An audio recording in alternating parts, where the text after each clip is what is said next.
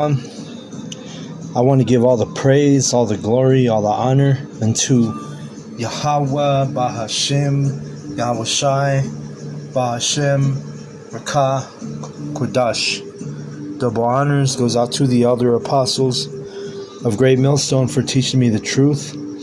Also want to acknowledge all the Akyam who are pushing this truth with sincerity throughout the four corners of the earth. Shalom to the elect of the nation of Israel.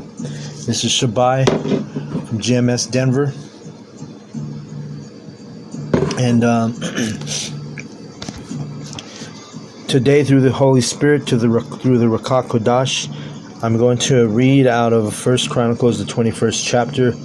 This is the account where King David, he performed some wickedness. He sinned because he was provoked and did a census on counting the number of Israelites, which in the sight of Yahweh, that's not kosher. Yahweh doesn't like, in his eyes, numbering the Israelites or counting the people, it's basically wickedness in his eyes. Okay, and so brings me to the point that with Esau Edom, because he does these census every year, where he counts the people. And don't be mistaken. The main reason why Esau Edom, the so-called white man, the wicked of the Bible, the main reason why he does the census is because they want to track the number of Israelites, right? And also it's for taxation purposes, right? You go into the word census because I did that on Etymology Online. And going into the census, I'm going to just go ahead and read a little information on Etymology Online with the word census. It says, in reference to registration and taxation in Roman history, from Latin census, so it's a Latin word, the enrollment of the names and property assessments of all Roman citizens. Okay? So that's what it is. This is a wicked thing in the eyes of Yahweh Bashem Yahushai. You're not to count the number of Israelites. A census is wickedness. It goes back to Romans, and they're taxing their citizens. Okay. This is the modern use of a census as official enumeration of the inhabitants of a country or state, which begins in the U.S. and revolutionary France. Property for taxation was the primary purpose in Rome. Latin census also was used for one's wealth, one's worth, wealthiness. Okay, so Esau, he turned it into a money thing, right?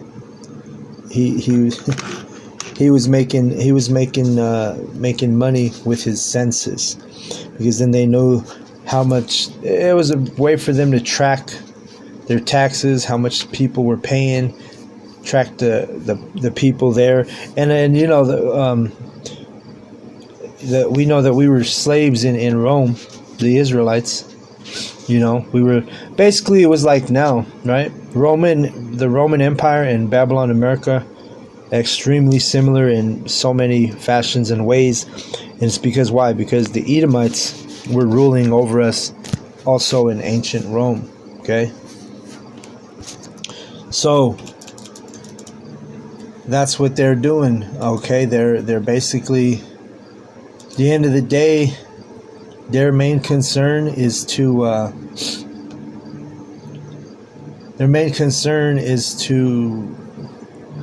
count the Israelites and also to tax the people. Okay? So let's read the 1 Chronicles 21.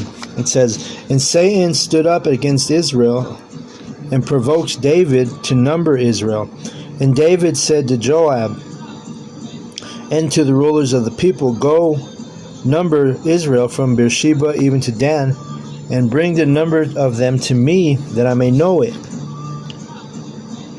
And Joab answered the Lord make his people 100 times many more as they be.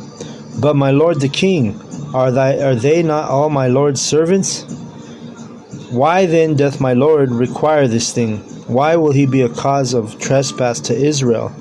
Because Joab, hey, he understood the wickedness behind it. He was basically telling King David, like, yo, man, you sure you want to count these people? This is a wicked thing in the sight of Yahweh, right? It says, nevertheless, the king's word prevailed against Joab. Wherefore Joab departed and went throughout all Israel and came to Jerusalem. So David was the king, so he was he always got the last word. So it didn't matter that Joab was trying to, prevent King David from numbering the people, from doing a census. It says, and Joab gave the sum of the number of the people unto David, and all they of Israel were 1,000, 100,000 men that drew sword. So that was his military. And Judah was 460,000 men that drew a sword. But Levi and Benjamin counted he not among them, for the king's word was abominable to Joab. So Joab was in his right mind in this chapter, because he was actually like, yo, man, this is a wicked thing. He wasn't with it, but he had to do what the king's wish was. It says, and the Most High Yahweh was displeased with this thing, therefore he smote Israel. So anytime we commit sin, man, there's going to be punishments and repercussions, and no different in this example. And David said unto Yahweh, I have sinned greatly because I have done this thing, but now I beseech thee, meaning I urge you, do away the iniquity of thy servant, for I have done very foolishly. So he's praying for mercy. He's begging for mercy. And Yahweh spake unto Gad, David's seer, saying, so this was David's, seer, which is another word for seer is prophet. Go and tell David, saying, thus saith Yahweh, I offer thee 3 things, choose thee one of them, that I may do it unto thee. So, Gad was that prophet, and he was like the one who Yahweh was dealing with and telling David, and Yahweh was dealing with David too, don't get it twisted, but he was pissed off at David taking that census. Okay? And it's not for us to question why Yahweh doesn't want his chosen people numbered and counted, right? So he told Gad, yo, go tell David, choose one of the 3 punishments. He basically, even this is mercy. That's because David speaks about the multitude of thy mercies, that Yahweh has towards the Israelites, which we are. If you're an Israelite, you should know the great mercy that Yahweh Bashem Yahushai has on his people. Let me see.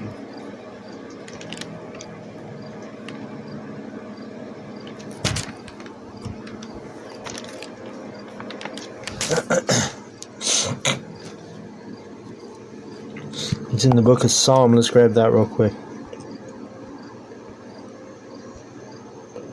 Psalms 5. I'll grab a couple here. Let's see, Psalms. Actually, 51 and 70. Let's see, 51. Let's see what it says.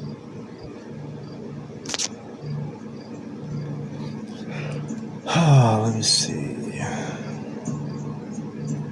Oh, let's go to Psalm 69. That one works. Psalm 69 and 16. It says, hear me, O Yahweh, for thy loving kindness is good. Turn unto me according to the multitude of thy tender mercies. All right. So King David knew that Yahweh has a multitude of mercies. As you know, we as the Israelites, we're in this flesh. We're constantly fucking up. We're constantly sinning. Even our thoughts can be sinful. So it has the mercy is required with the hard-headed, stiff-necked people like the Israelites. So if it wasn't for Yahweh B'Shem Yahushai's tender mercies, where would we be? First Chronicles 21. We'll go back to verse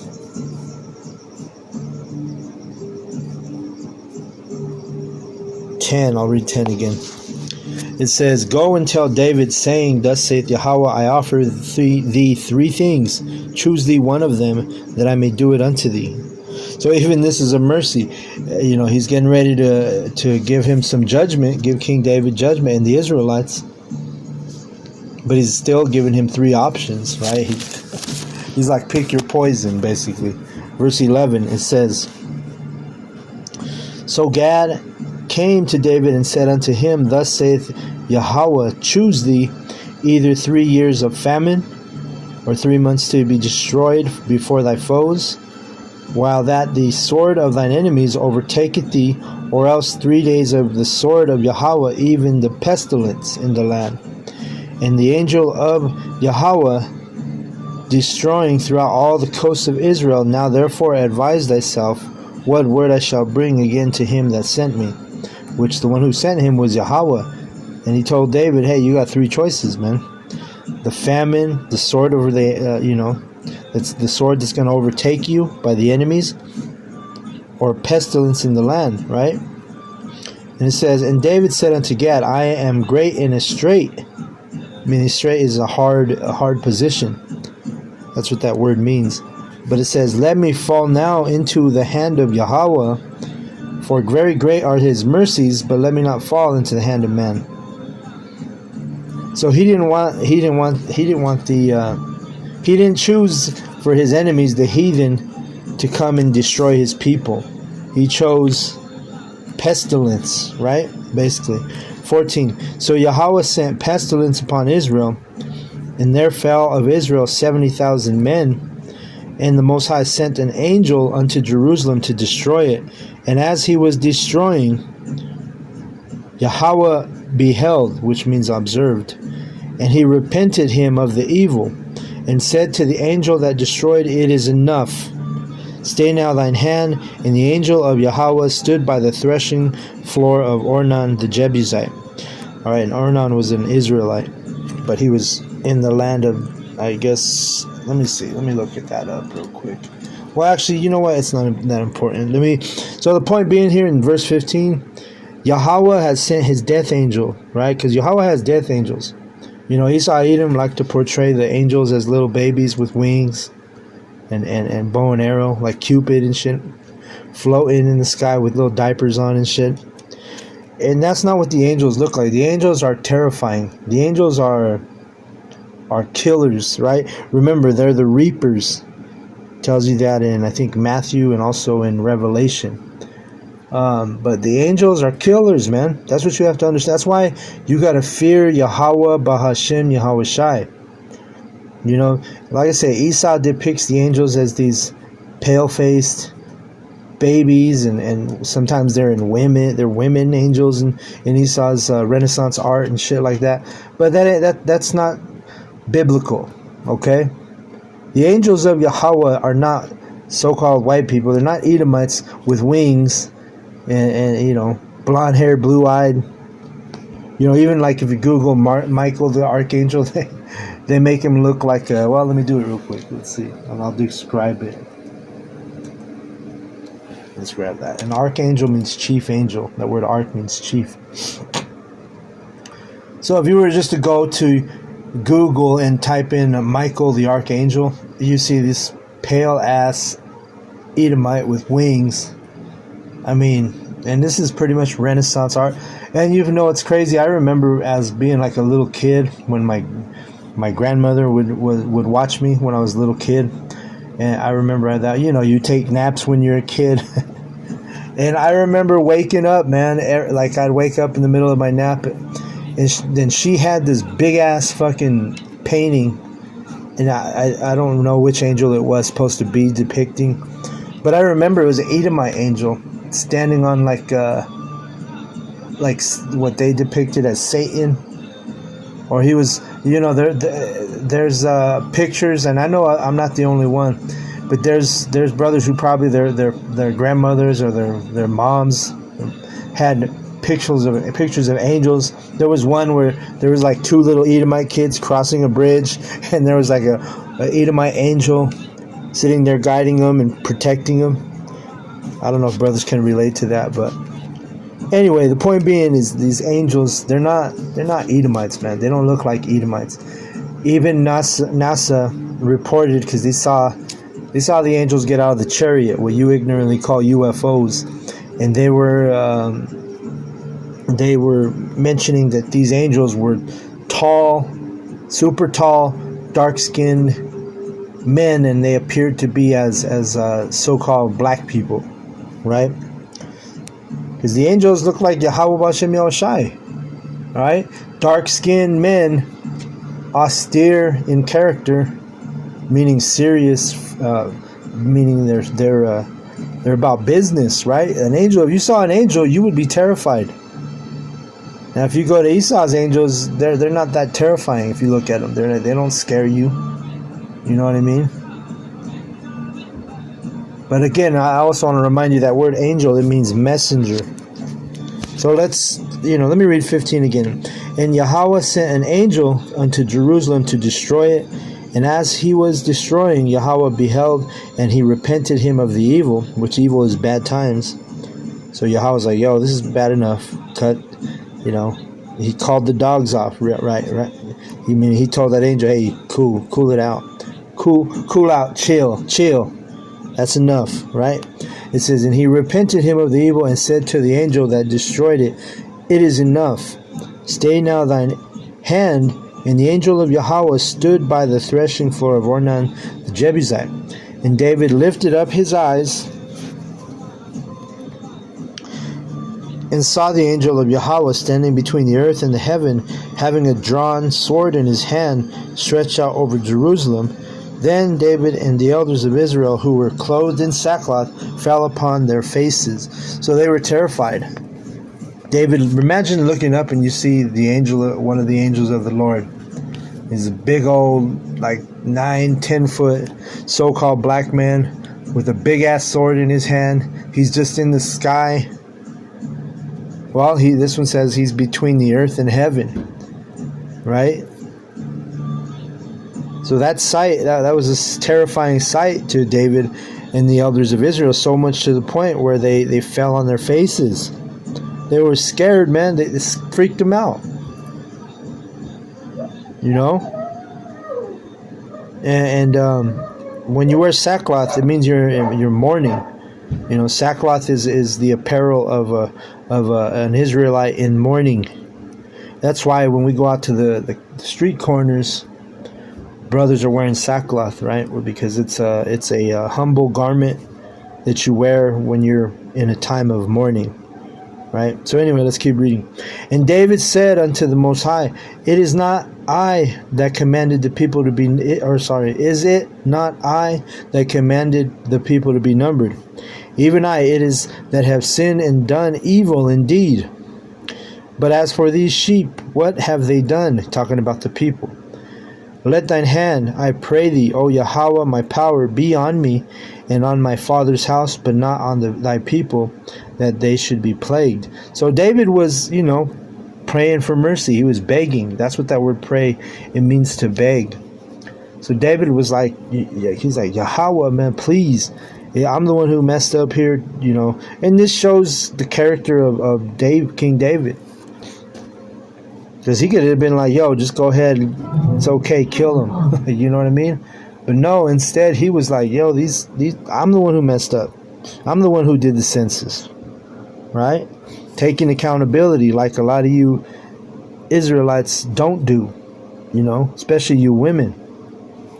Verse 18, it says, Then the angel of Yahweh commanded Gad to say to David, and that David should go up and set up an altar unto Yahweh in the threshing floor of Onan the Jebusite. So he told David, yo, set up an altar. You want to repent, go set up an altar. Verse 19.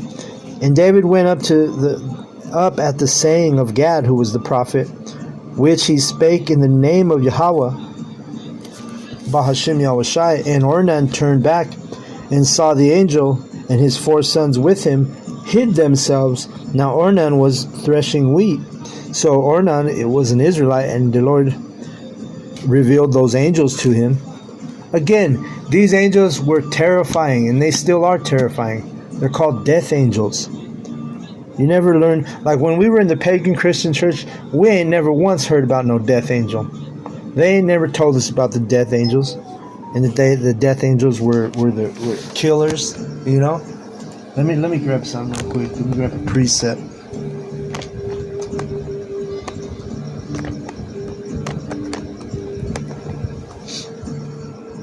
Let's see. Okay, let's see. Let me go to the verse. It's in Matthew 13. Like I said earlier, it was in Matthew 13 and 39. It says right here, because he's explaining the tares, which that's another lesson for another day. But it says here, the enemy that sowed them is the devil, talking about the tares. The harvest is the end of the world, and the reapers are the angels.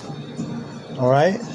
So angels are not little Edomite babies, little white babies with wings and diapers and cute little faces with bow and arrows walking around shooting people so they can fall in love.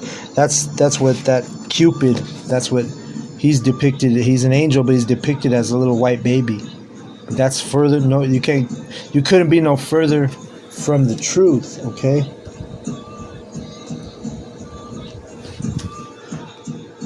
Let me see something real quick here.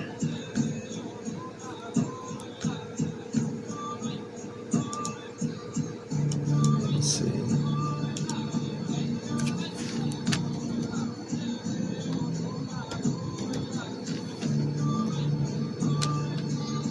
Reaper definition. Let me just go into that real quick. Just see what it say.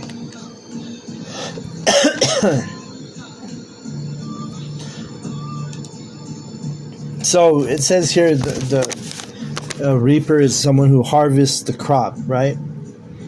It gathers, and that's a good point, because what are the angels going to do?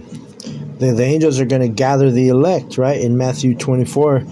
So that, another word for the angel is reaper, someone who gathers, right? You're gonna reap what you sow, right? You're gonna, whatever you sow. If you're on the wicked end, if you're of the 2/3, or you're the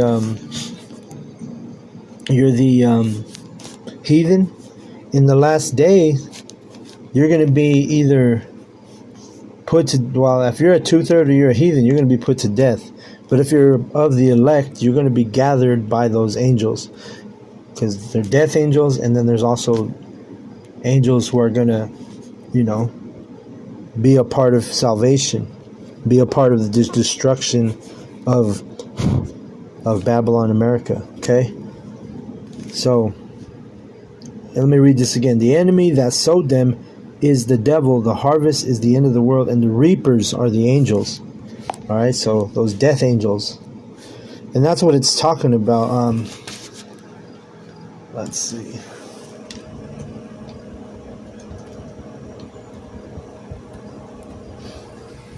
Let's see if I can. Let's go to Revelation 14 and 14. It says,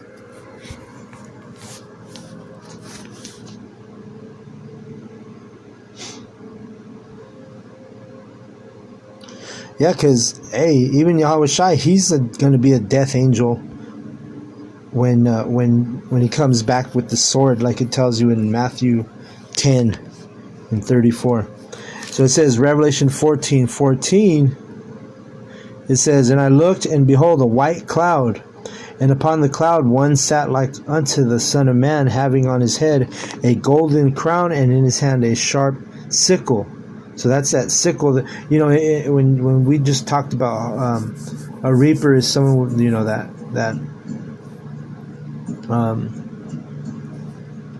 gathers the harvest. And let's read this. Let's just keep reading it. And another angel came out of the temple, crying with a loud voice to him, and sat on the cloud, and thrust thy sickle and reap, for the time is come for thee to reap, for the harvest of the earth is ripe. Meaning it was time. It was that season. It was that anointed day of vengeance from Yahweh Ba'Shem Yahushai. So the harvest is the earth, which is ready.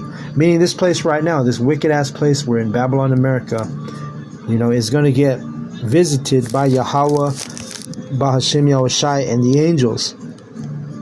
And they're going to be those death angels. Okay? And he sat on the cloud, thrust it in his sickle on the earth, and the earth was reaped. And another angel came out of the temple which is in heaven, he also having a sharp sickle. You see? And another angel came out from the altar which had power over fire, and cried with a loud cry to him that had the sharp sickle, saying, Thrust in the sharp sickle, and gather the clusters of the vine of the earth, for her grapes are fully ripe. And the angel thrust his sickle into the earth, and gathered the vine of the earth, and cast it into the great winepress of the wrath of the Most High. So you see, these angels, they're death angels. Okay? And they're going to do their what they're commanded to do. And Yahweh Ba'Shem Yahushai is going to command those angels to bring forth death, and to put a lot of these people to unalive them, right? We know that that's coming. According to the Bible, the prophecies say that these angels are going to, which the angels are coming in the chariots, which you call UFOs, But if you're not listening, or you're not hearkening to the trumpet, you're not listening to the men of the Lord blowing the trumpet, meaning giving you warning as an Israelite. If you're just ignoring the trumpet, guess what? You're going to be a statistic and a casualty when those, what you ignorantly call UFOs, show up on the earth. Those are the angels of Yahweh Ba'Shem Yahushai, and they're going to be death angels in that day during World War III, right, when the missiles are shot. Not only are the missiles going to kill a lot of people, but also those death angels. So let's go back to 1 Chronicles 21 and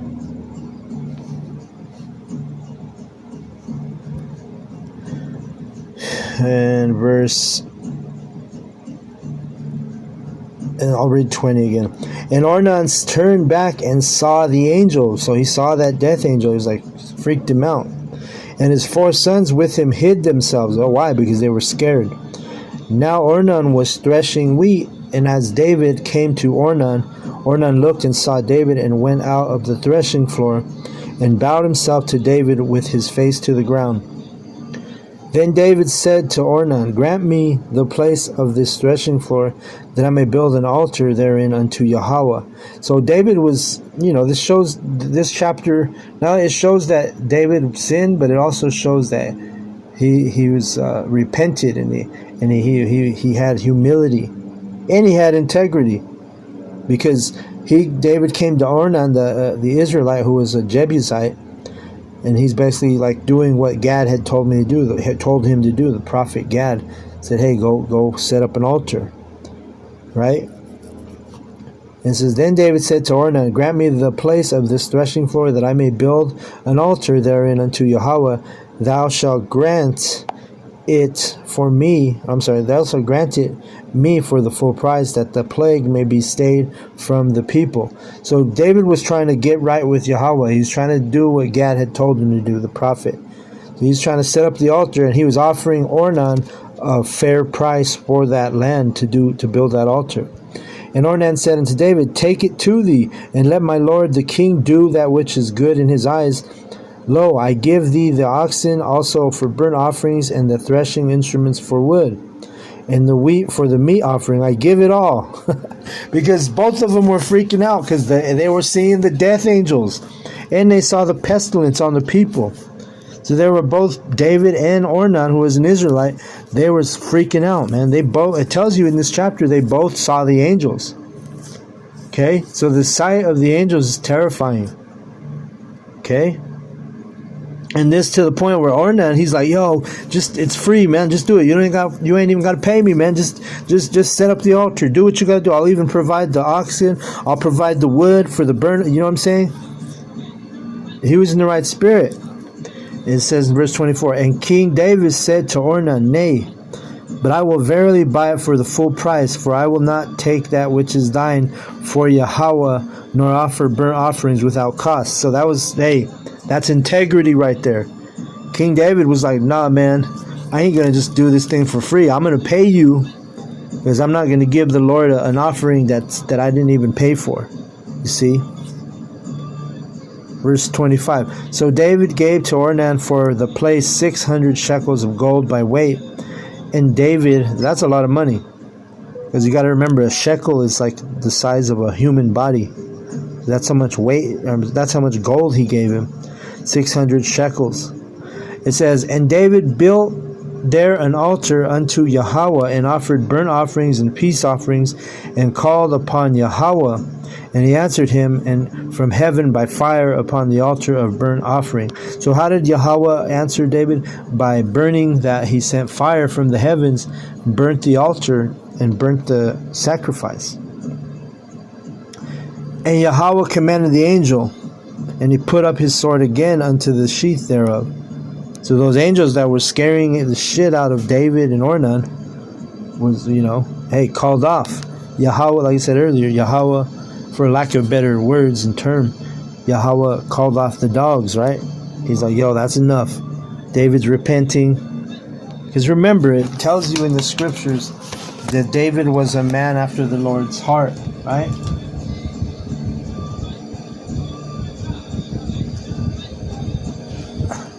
Let's get that verse. We'll go to 1 Samuel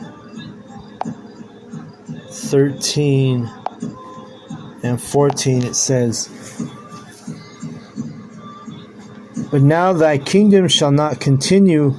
Yahweh hath sought him a man after his own heart, and Yahweh hath commanded him to be captain over his people, because thou hast not kept that which Yahweh commanded thee. Okay?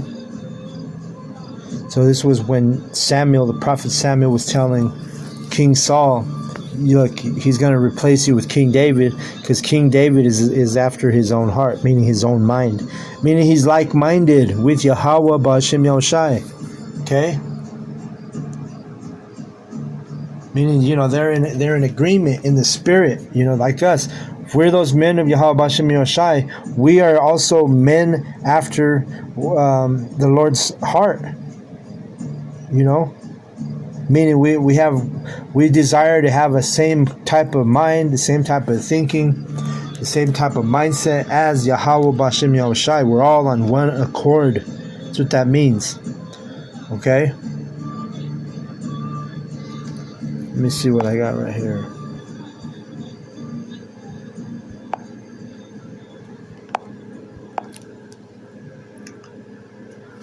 It says, and when he had removed him, he raised up unto them David to be their king.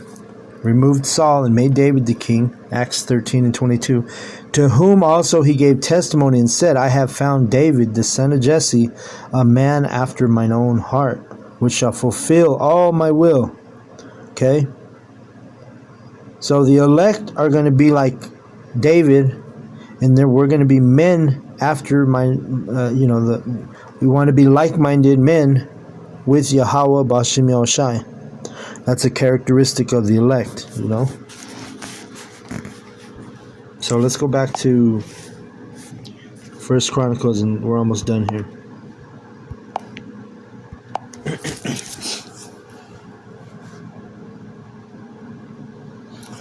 Oops. 1 Chronicles 21 and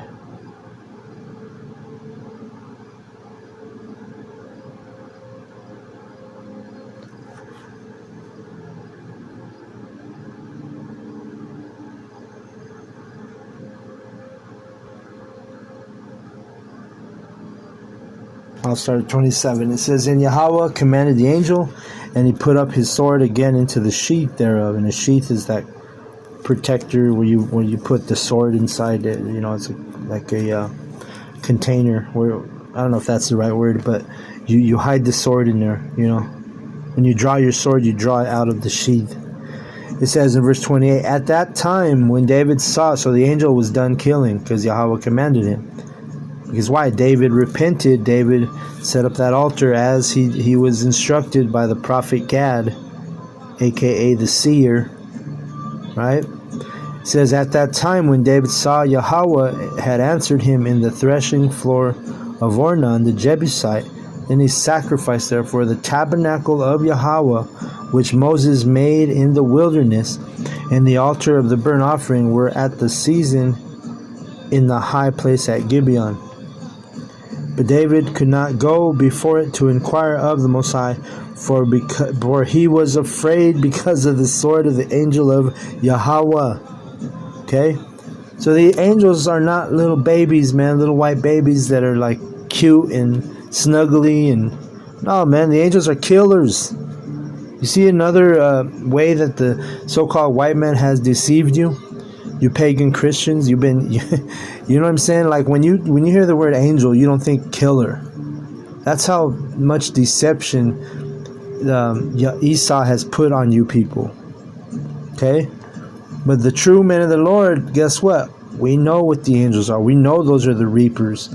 We know those are the killers in the Bible. They're called death angels. Alright? So I hope the lesson was edifying. With that, I want to give all the praise, all the glory, all the honor unto Yahweh, Bahashem, Yahweh Shai, Bahashem, Rakah Kudash. Double honors goes out to the elder apostles of Great Millstone for teaching me the truth. Also want to acknowledge all the Akyam who are pushing the truth with sincerity throughout the four corners of the earth. A shalom to the elect. Shalom.